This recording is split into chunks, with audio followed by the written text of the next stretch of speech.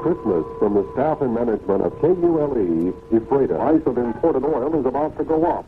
A spokesman for Venezuela's state oil company said today his nation, Saudi Arabia, and several other OPEC countries have decided to raise their crude oil prices by a whopping $6 a barrel.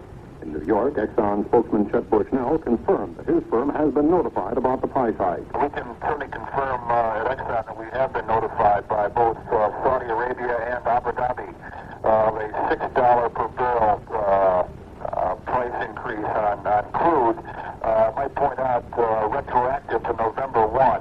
Now, there's one exception to that, and that's crude called berry crude, which is a very light crude out of Saudi Arabia. That has only increased $3.40 per barrel. Some analysts say that if the $6 a barrel hike is applied across the board by all 13 OPEC nations, that could add between 5 and 10 cents to the price of a gallon of gasoline or heating oil in this country.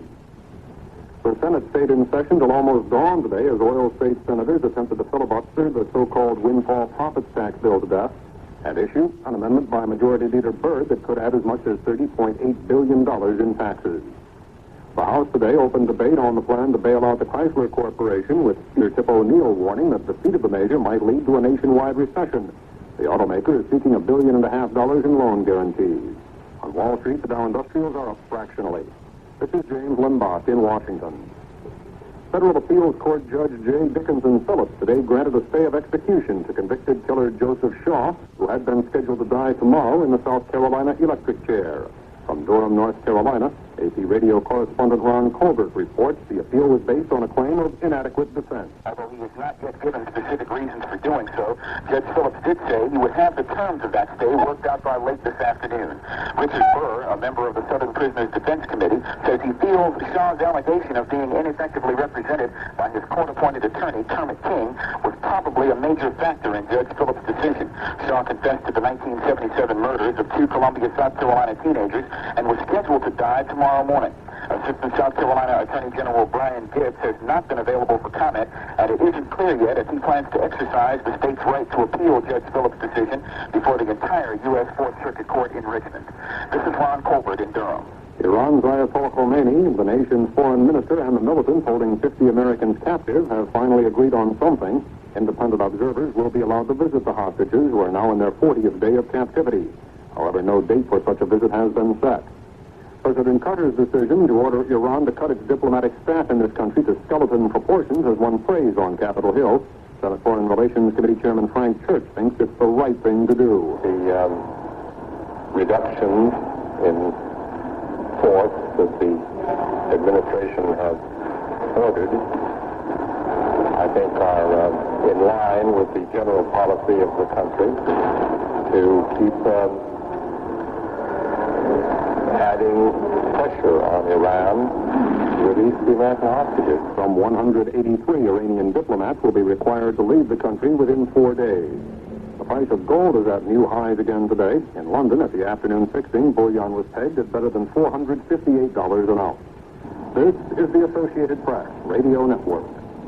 And good morning, Mike Gilbert reporting for KULE's Pacific Northwest News. Immigration officials have renewed the visa of the first Iranian student in the Seattle area to face a deportation threat, allowing her to study and stay in the United States as long as she is in college. The student said that she was very happy to return to her studies at Bellevue Community College, where she has earned a 3.7 grade point average out of a possible 4.0.